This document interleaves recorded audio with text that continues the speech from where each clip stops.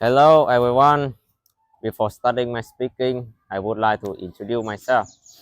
My name is Hoàng Ngọc Minh.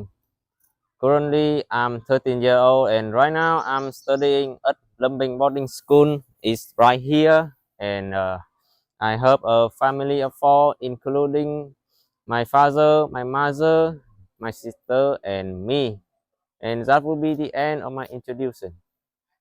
Hobby and leisure time are paramount important in modern society because nowadays life of a person is incredibly hectic and they are always up to ear with the job and finishing the deadline work. So it's important to relax and recover from all that stress. When talking about my leisure activity, the first thing that spring into my mind will be enjoying myself without anybody else.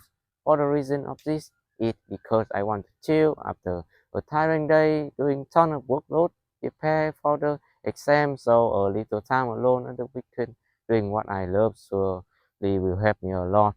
The hobby I want to do when alone is reading. Reading it makes me feel like I'm in another world.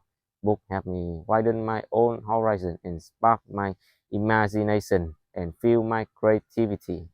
My passion in reading books have existed since childhood and I have always dreamed of having library filled with all the books and treasures.